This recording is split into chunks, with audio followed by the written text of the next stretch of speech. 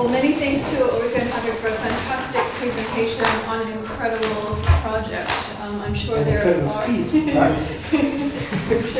a lot of questions out there. I'll just put this to you. I'm not sure how many. I struggle with German still. I'm quite new here. I think there are a few others of us who do. So if you are comfortable in posing your questions in English and answering in English, some of us will welcome that. Otherwise, I'll leave it to you to choose as you will. But it's fantastic to see material brought together in this way with the ability to visualize it in so many different configurations, spatially, as well as linking the actual material quite directly to its other transcriptions, translations, metadata, and to see a project running the Pelagios Collective as well. So that's fantastic. But any questions from the audience? I would be interested in the efforts from the migration process, from having a more or less, so to say, less structured FileMaker database to a more sophisticated, harmonized XML database. Because I assume that you had a lot of legacy data in the old fields, and having that transferred and harmonized, structured in a more comfortable way. How much work was that? How much could be done automatically? How much manual work was that? Because that seemed to me a crucial point, and then you can do all that stuff you've shown us. Yeah, that's of course really hard to answer because that's a process that took us 2 years, but of course we were not working all the time on that. So to split up the process, what we did was very few remodeling in the beginning because we simply took over these fields. Then there was more work on automatic cleanup, let's say. That was maybe 3 months for me on my side, on my desk. Just cleaning up data in the fields, in the elements, by systematic routines. Let's say 3 months, 1 day per week. Or in the evening by watching football, doing some conversion routines or something like that. Some regular expression routines and stuff like that. And then it was some sort of a ping pong game. Because we were thinking about the model and thinking about possibilities to enhance the data. And then we talked to the Egyptologists and said, well, it would be nice to have this field cleaned up, but that can only be done manually and not by regex expressions. And then they would say, yeah, well, it's worth the effort or it's not worth the effort because the data isn't that important to us. And if it's important to us, well, okay, I can have a student co-worker who do that within 2 weeks. And so he would give an order to a student co-worker, and the researcher wouldn't do it by himself usually. And that's a process that took 2 years, but, well, mainly it's 3 months hardcore cleanup, and it's some months of student co-workers manual cleanup, so it's not that much. And we're talking about 3,000 objects, we're not talking about 3 million objects. So there was a lot of manual cleanup. But in the end it went on until the end of the second year in detail, because while developing the application, sometimes it became clear that one field is not needed anymore, or fields could be joined, and so that was done during the process of development of the archive. Yeah, it depends on what you think is important. For example, in the first 1.5 years, we just didn't dealt with bibliography, because they said, well, yeah, okay, it's not that important, so we will do that in the end when we have time left. And so we cleaned up the bibliography in the last half year, I think. Any other questions? Well, thank you very much. Just one very stupid question. You said that you use for identification these Megistus numbers. If I remember correctly, but maybe that's outdated information, I thought that this Megistus only starts at the 8th century BC, and of course a lot of your stuff is much earlier. So did they create numbers for this, or how is it? I don't know. I don't know, but we sent them an extraction from our data to make them to give them the opportunity to identify them. And we got a list of Trismegistus IDs back, and that was complete. So that's all we wanted to have. Yeah.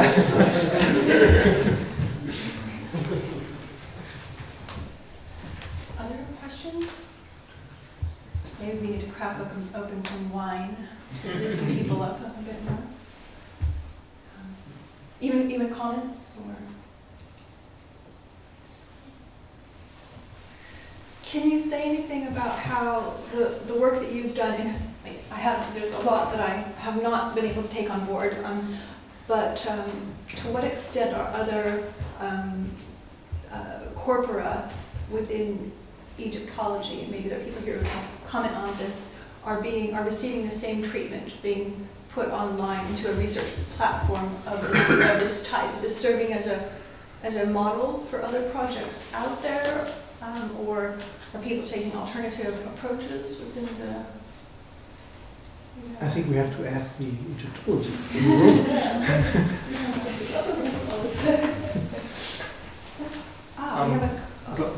Yeah. I'm from the Vertical project mentioned here, and we offered the translations. Our project did a corpus of Egyptian texts and what's the English word for Schnittstellen? Interface. The interfaces. There are many interfaces. So. Yeah, but that's an interesting point, because on the one hand, the collaboration within the community worked very well because we got the text from them. On the other hand, we would have preferred not to get the texts, but to get addresses and identifiers. So we would have simply linked to their project. We don't want to have their text in our project. We want to link them. So we have reached that level, but not that level. We get the material and the data, but we don't get the interfaces. Let's say, but that's a different story, and not your fault. Our problem is that we don't have the identifier for our text and object. Every new update will build new numbers of our text, so it's a big problem. So we need also the Trismegistus numbers in the future.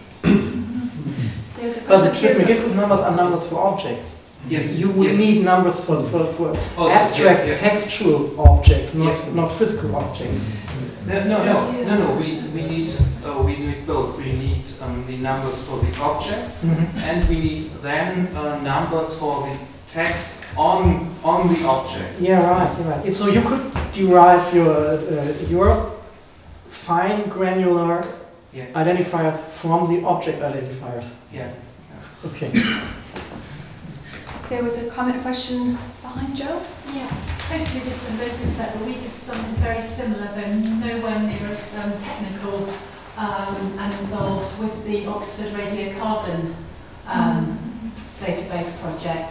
So basically what we did, we collected information on all of the radiocarbon dates that have been done as we were starting a new project, and that very much helped us look possibly also at what problems had happened with radiocarbon dates in the past and where they were actually problems with archaeological contexts, also where we seem to be getting the most reliable dates in terms of different material types. But it gave us the scope to do analyses like this, to look at the distribution of where dates has been done on certain types of material in certain contexts, and also it helped to flag up the problems where a lot of people were saying it's unreliable to do the dates. We also flagged up where a lot of the problems were coming from the context. And just by looking at the context and putting this into the database, we could say, well, perhaps you were never going to get a reliable date for this event by looking at that type of material.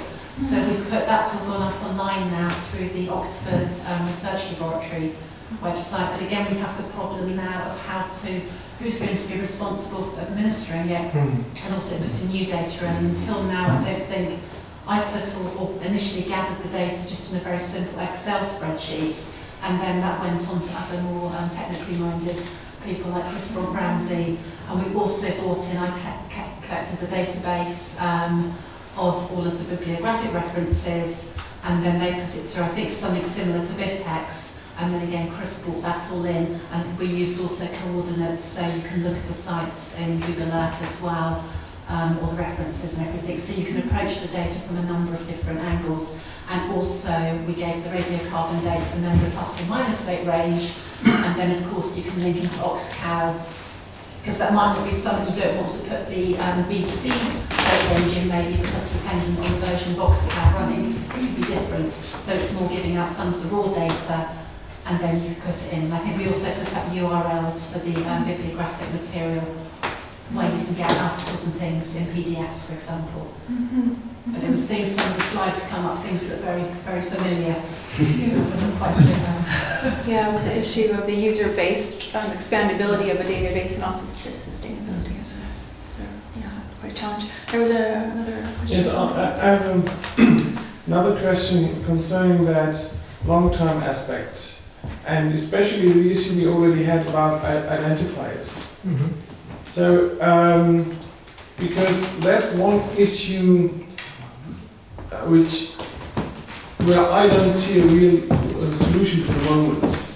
We have some projects like Pleiades, where you get identifiers for places, and we might get some for Egyptian objects, but I don't see any solution for the, let's say, for the classical world, or for classical objects or inscriptions or any sort, to get identifiers in general where I could rely on. So did you, on your project, have any second thoughts if you didn't get any of those trigismos numbers, or if they were not happy to provide the missing numbers? Did you have any ideas how to tackle that if you don't get those numbers? If we hadn't got the trigismos numbers, we would have created numbers on our own, and we would have then stated we will stick to them. Create them, stick to them. And if you have more than one system of identifiers, then it's not a problem. You need a map in there. But the point is, if you have an identifier, the only thing is you cannot change it. That's it. But you are allowed to create your own identifiers, if you like. Of course, it's better if you have a long-term institution behind it, of course. But on the other hand, you can, of course, create your own identifiers. But as for example, for the inscriptions, well, there are already, I think, identifiers. There are numbers in the editions, critical editions. But they're not that unique as they seem to be. Because they're re-editions, and especially new ones doesn't appear in periodicals. There's some ones from the 19th century when you had that strict corpora, where they got numbers. But that's not as strict as it seems to be. Yeah. But let's take the example of Pelagius. You create your identifiers, right? No, we're using for the places, we're using Pleiades URLs. Yeah, so that's we're what trying to use an existing infrastructure. Pleiades creates identifiers, right? But that's one of the rare cases where you get identifiers. You have that Pleiades project. Yeah, but and I'm not sure if how Pelagius would work without Pleiades numbers. Well, it wouldn't. Pleiades is definitely the glue. Yeah. But it's also true that their coverage is still limited rather to the classical world, and I think projects like yours coming on board opens up lots of possibilities for then establishing permanent identifiers for Egyptology and other subjects as well. That's certainly something that's on our horizon that in many ways we'll have to, again, work with Pleiades, expand beyond their data set so that we then have broader coverage both in terms of time and also place. I'm very aware that we have about 20 minutes to consume something in the back there, but we want to continue the discussion. So why don't we turn off the recording, unless someone has something really pressing, and then continue the discussion more informally. Is that agreeable? So let's thank once again our speakers for a fantastic seminar.